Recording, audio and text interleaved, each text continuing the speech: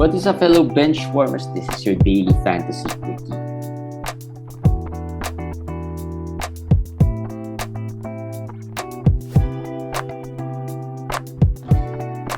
Hey guys, what is up? Quickie time, probably the last before the All-Star break. And my name is JJT with Komish Eric. Komish, how are you? It's a stressful day for us today. Yeah. Because there's a ongoing trade. Well, there's a ongoing vote on a trade that was a bit controversial, I guess, to say the least. Let's talk for a bit about that. I'm not sure. We didn't talk about this particular trade before. We did. The last time out we mentioned, but vaguely. We didn't give the details. But was it this trade? Or was it the Jokic trade? No, that was just 2 nights ago. We mentioned we did discuss a little bit about this, but vaguely we could not give specifics. So now we can give specific because by the time this comes out, there's a decision already there. But the trade is who's this guy? Ja Morant and Jason Tatum. Yeah. Goes to a team which is in 4th place. I'm saying the standing because that's pretty much the controversy, or not really controversy, but that matters in this that matters in this trade, I guess. And then the 11th place team is getting Kawhi Leonard, Chris Paul, and DeAndre Ayton. So that's the trade. Jason Tatum, and Ja Morant for DeAndre Ayton, Chris Paul, and Kawhi Leonard. 11th place team. 8 games behind the 8th place team. Mathematically possible, but highly improbable, I think, unless he beats, he goes 9-0, 9-0. Even then, you're not sure if he's going to make it, right? So, right? And that's, what are the chances that happens, right? But yeah, that's where some of the discussions are taking place. But the votes were in. As of this recording, the votes were, as always with our process, in case there are trades like these, we try to get different perspectives and let the other leagues vote on a certain trade. In the context of one team is in 4th place and 11th place also was there. The votes are, I think, 21-12 the last time I sent. There's a few votes that came in, but pretty much one approved, one veto. So it's still 21-12 for the approve. Mostly, they looked into the values. And I think those who vetoed cared about the standings. I know Komish has a different take. I have a different take. Well, the thing is, I'm part of the league, no. So I'm not saying I have any interest. I'm part of the league. I know that league. That's a very strong league, no. Rank 1 to rank 10. Just for context, they're just 7 games apart. No, rank 1 to rank 10.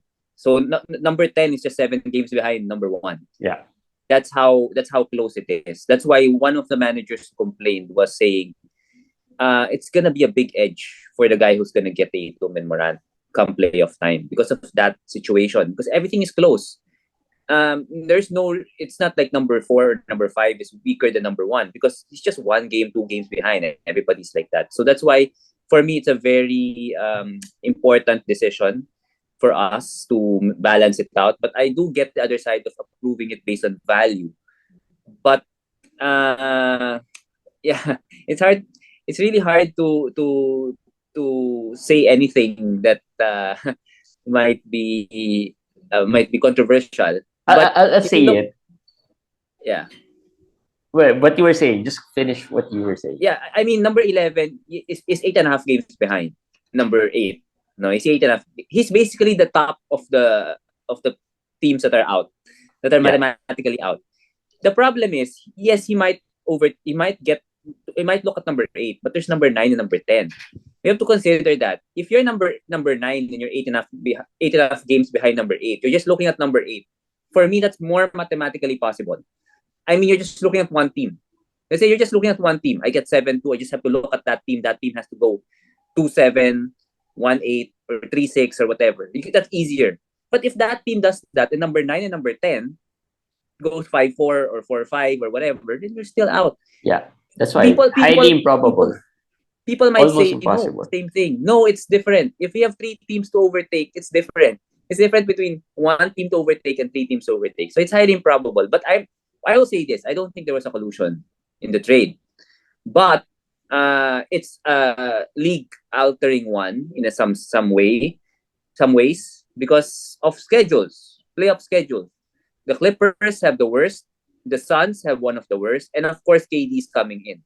So that's a lot of variables that makes me think, it makes me iffy or not that confident about approving the deal. But I also get the other side. The value is fair enough, I Yeah, the guess. other side of the coin is those who approve felt like the value is fair enough.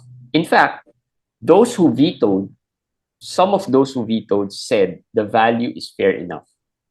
Okay, the value is fair enough, and the reason they're vetoing is that there's their belief that if you're a team who's not out of contention, you should not make moves. Value wise, I think there's no question about this. One manager pointed out Aiton, Kawhi, and DeAndre. Aiton, Kawhi, and Chris Paul are pretty much top 30, top 50 for a month already, right? And that makes the values a little closer. That's in the middle of the season. That would have been a sell high, right? That would be somewhat of Yeah. a sell high. If this was somewhere in the middle, week 10, week 11, right? There's no problem with that. There's no issues with that. So value wise, I don't think we're contesting any of the value wise. And as far as so that's one value wise, it's fair. Secondly, there were some points that were brought up about the top team making moves to improve his chances, right? If we veto this, this could somehow penalize that rank 4. That's just my take as well. And this would also mean that we are no longer allowing any teams that are mathematically out to trade. Moving on, moving forward. There's I only 1 week left before our trade deadline. Yes, I agree with that. That is a precedent that we're afraid to implement. Yeah. So But we that cannot. means if 2 bottom seeded teams would want to trade, we will not allow that anymore in the same league, right? Because it doesn't really matter to them. It doesn't matter to everyone. So that's like, I know it's the context is different because it's one top team and one bottom team. But if we're not going to allow this trade, that means we're not going to allow the bottom teams to make moves anymore.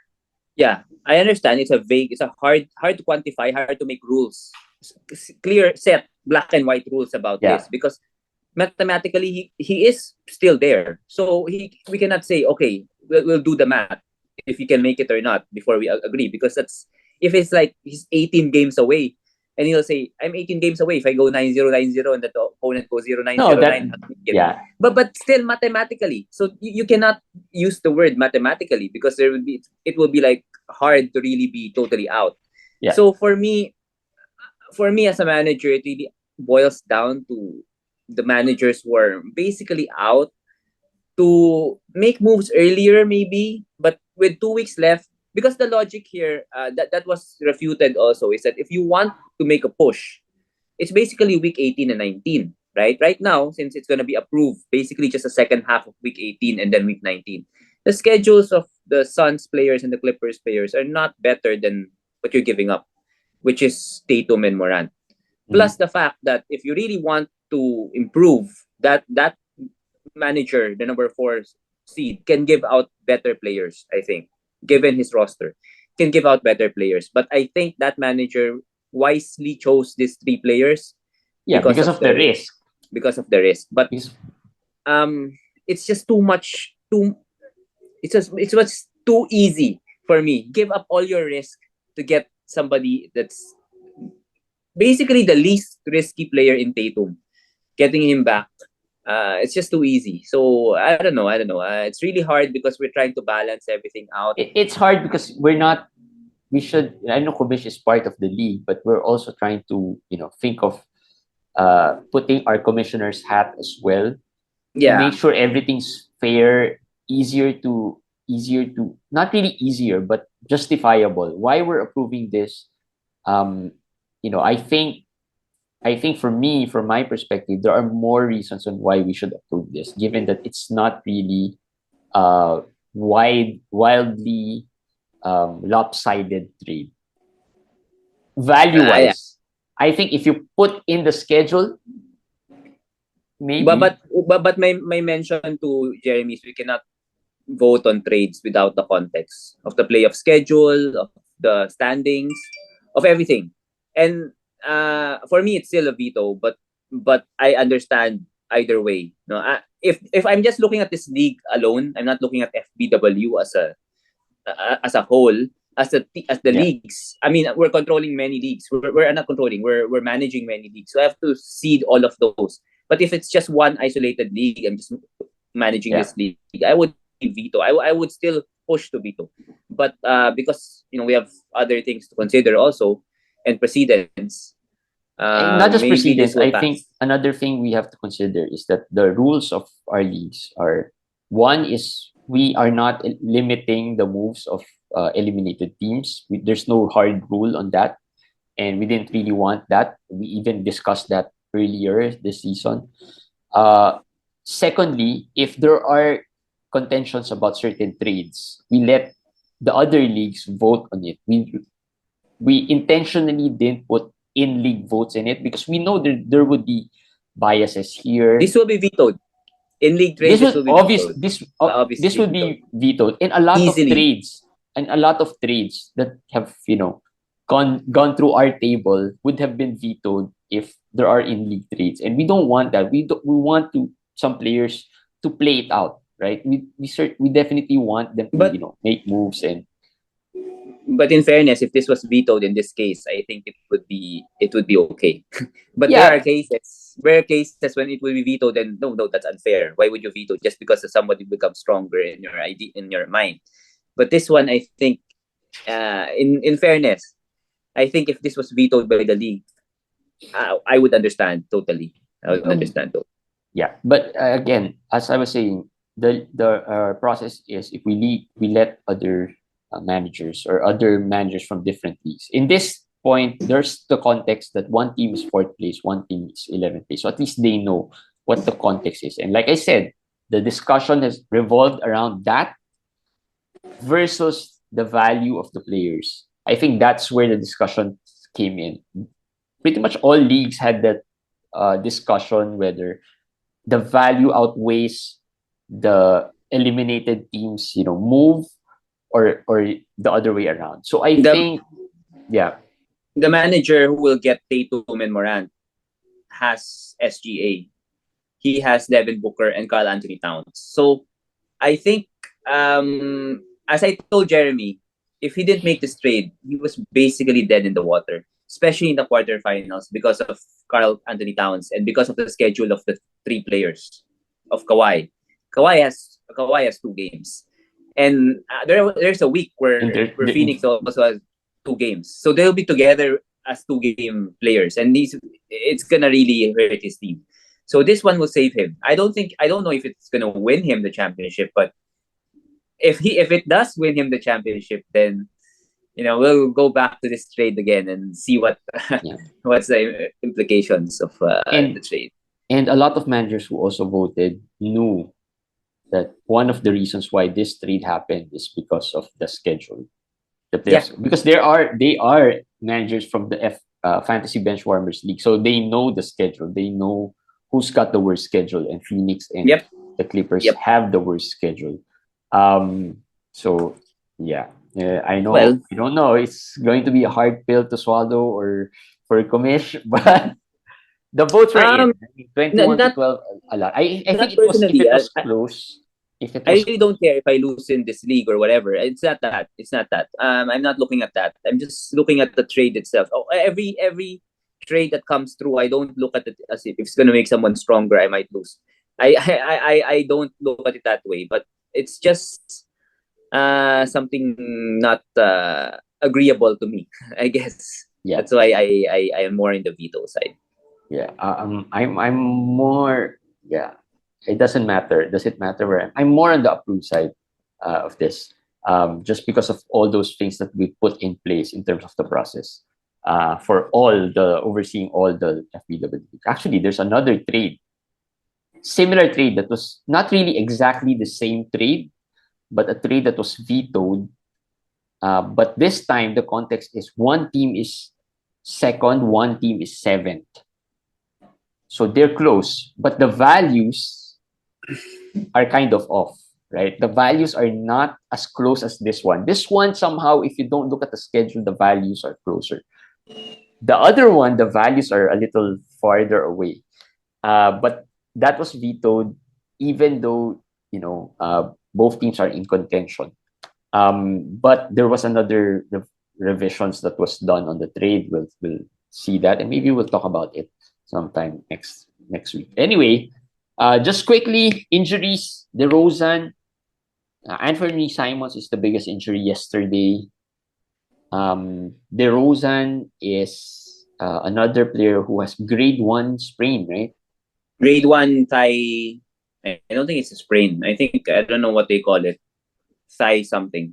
Strain. I think strain. Thigh Yeah. strain. So he will be out until for the rest of the week already. Hopefully he comes back earlier. And Grade one is mild, but as far as my research goes, it could go 2 weeks, it could go 3 weeks. But it should be fine as long as you rest it out. But he has been dealing with this for a month or more. I think he missed the game because of this, remember? yeah, So it could linger well after the All-Star break. Anthony Simons had a knee injury? Sprained ankle. Oh, Sprained ankle. Yeah. But he was carried off and it didn't look that good. Let's wait for the MRI. Plus the fact that he has to take an MRI. So it makes me guess he won't be back even after the All-Star break. Could be a multi-week absence for Simon. The knee I was talking about was Giannis. He had a minor, well, I'm not sure if it's a minor one, but it didn't look good. The when he was grimacing in pain, but he played through it. So that I'm assuming he is fine. But he has a busy All-Star weekend, so I'm not sure how much he's gonna play there. He's the captain of the Eastern Conference, so we'll see. But something to monitor. He's been in and out of the lineup because of some knee injuries as well. So we'll see. So news today: Kevin Love will be bought out, I think. This is actually surprising to me because the Cavs have somewhat built something there in their team, right? A good combination of young, talented players and some nice, solid veterans with Rubio, with Kevin Love. So this came as a surprise. I'm not sure where Kevin Love is going, but I think Love lost his role with the Cavs. Lamar Stevens, Dean Wade. These guys are able to do what Kevin Love usually gives them, which is a big man who can shoot, space the floor. So he was out of the rotation basically, and he's gonna help another team, Miami. So, well, everybody's hoping it's the Lakers and guessing it's the Lakers because of LeBron connection. But Miami supposedly is very interested, as Woj reported. I'll not be surprised if it's Miami because Miami needs the depth more than the Lakers right now. Lakers just got Bamba, Vanderbilt, and all these guys. But let's see. Let's wait for that. All right, that's it for the news. Any other player who got bought out? I think there's one. Did I miss one? Westbrook. No news yet. Out. No, not yet been bought out, but he has talked to the Bulls, the Clippers, and all those the same teams that were rumored before. I think he's taking his time. And we'll just let him take his time. I also saw that financially, it is best for him to stay with Utah. Especially if he considers, signing on to a different team next year. But yeah, I think logically and financially, that's where he's also considering. That's what he's also considering. that financially it's best for him to just play it out this season. But I'm not sure if he's gonna, Utah's gonna play him. But I think Yeah. that's not gonna be good news for Westbrook Well, owners. Utah doesn't really care. No, if he doesn't want to be bought out, then Utah will just not buy him out. Yeah, you're right. The only question there is, will he play in Utah? I think if Utah says that you have to report, he will report. He's that kind of a player. It doesn't matter if he has a history in Utah or not. But that will be something, because injuries today. Colin Sexton, hamstring, Uh-huh. another re-injury. So if he plays in Utah, he might eat into Taylor Horton Tucker's value. Although that's very, very not Unlikely. likely, Yeah. unlikely, but still possible. It's still there on the table. It's still there, so that's still out there. We'll still have to wait to see if Uh, that happens.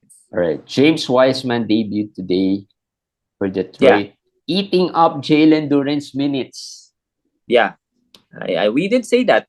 So far, we've gotten the trade deadline fallout correctly. We did say that. I said even if he starts or doesn't start, Duren will take a hit, because they're not gonna trade for Wiseman and just let him sit on the bench. They Yeah. would have to see what they have in him, even if he doesn't look good, or even if Duren is more effective. They know what they got in Duren.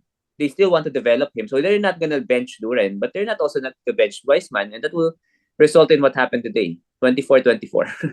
24 minutes, 24 minutes for each center. That's how it is going forward. So how do you deal with this? Duren a hold? Duren's a hold. Yeah, Duren's a hold. He's a better fantasy player, even in 20 plus minutes. Just remember the time when it was Isaiah Stewart starting and Duren was off the bench.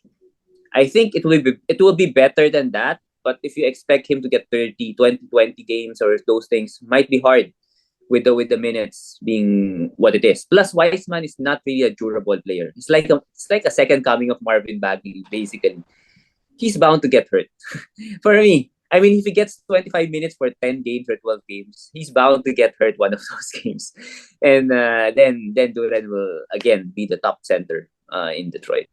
All right. And Wiseman obviously should be added. I guess in deeper leagues.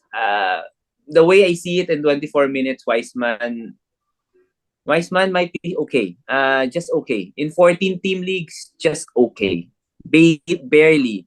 If you have higher upside players that you want to get or will open up in the future, it's okay to move on and get somebody else. But for now, he's okay. He's okay. Right. Not a mass ad for me. So what else? Today, Injury Sexton. Sexton.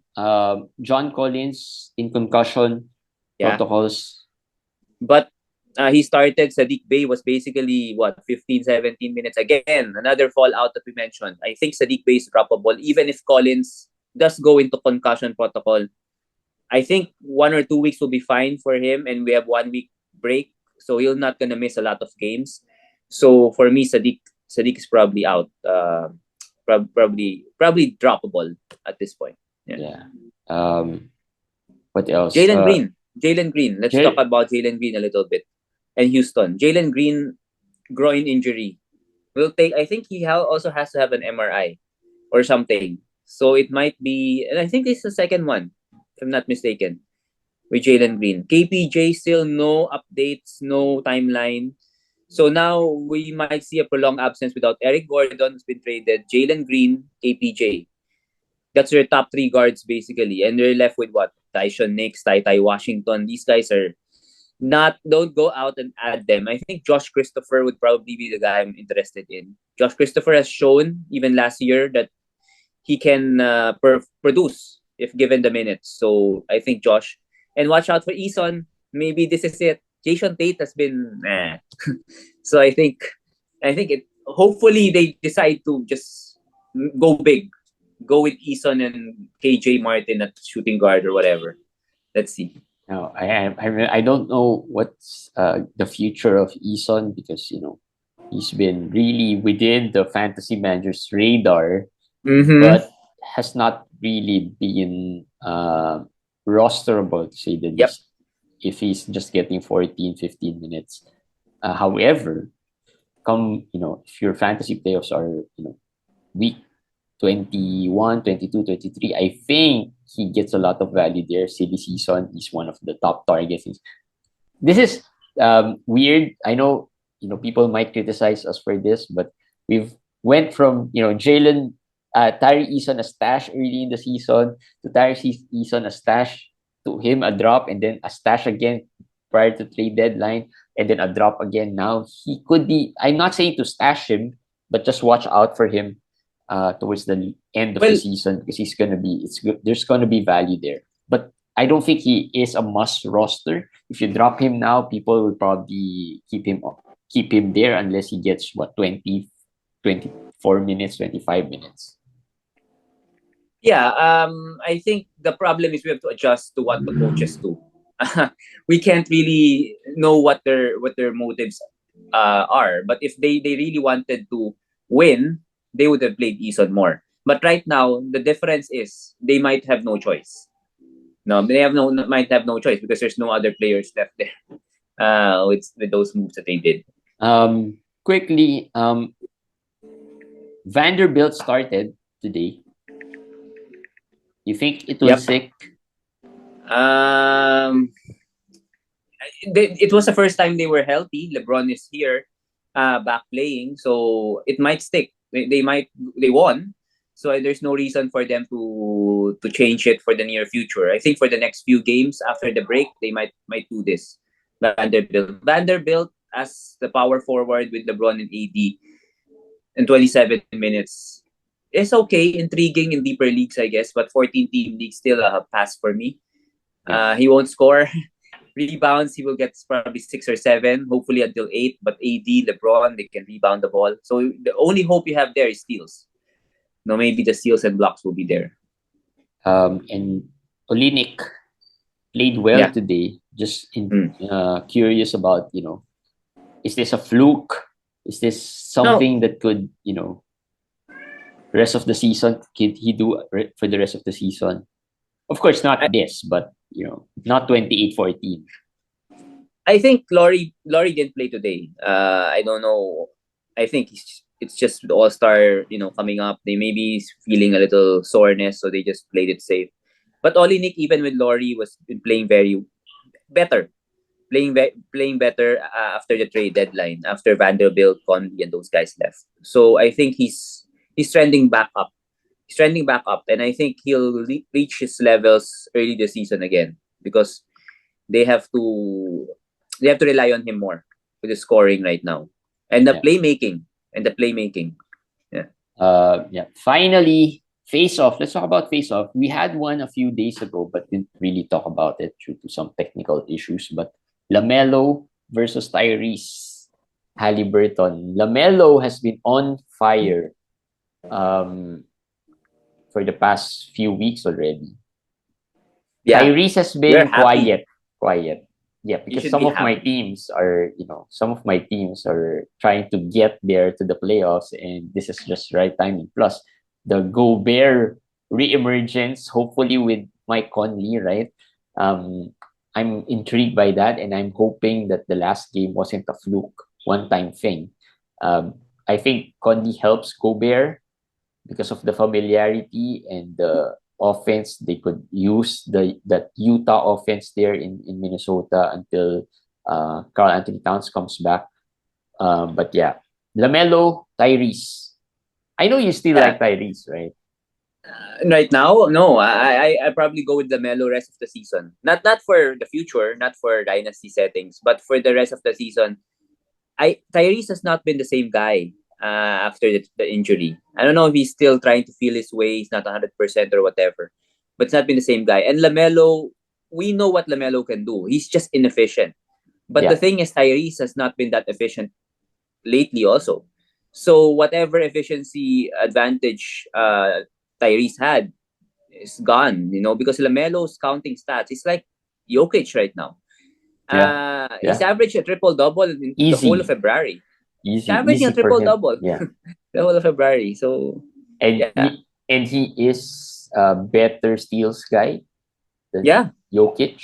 And of course, the blocks are not going to be there, but he can do one a game maybe, or a little less than one, which is not bad for a guard. But So And the only three-pointers. and threes, the only wrinkle really that you have to worry about is the field goal and maybe the turnovers. But for a guard, I think for a high usage guard, the turnovers aren't as bad. Yes. Yes. The field goals are probably the only thing that you have to worry about. But in this stretch of good play, his field goals are not that bad. He's not Trae Young levels.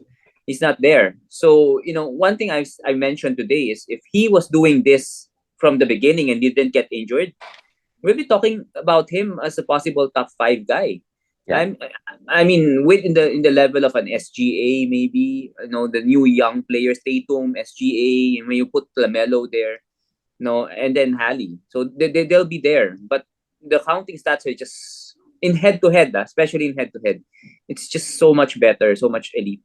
Especially if Halliburton's efficiency takes a step back, which a little right now it's moved back a little, and the schedule wise. And another thing, we were scared about Lamelo's tanking things, tanking problems and whatever. The Pacers are not that far off from that level also if they continue to lose. So maybe both of them have the same tanking risk already. That's why it's probably easier to choose Lamelo at this point. Rest of the season only. Looking at the rest of the season. Yeah. That's it. Comment down below who would you rather have or prefer for the rest of the season, Lamelo or Tyrese, and that's it for today's quickie, guys. Hope that was helpful. Hope that was fun as well for you guys, as it was for us. And we'll see you guys as always. Follow us, subscribe.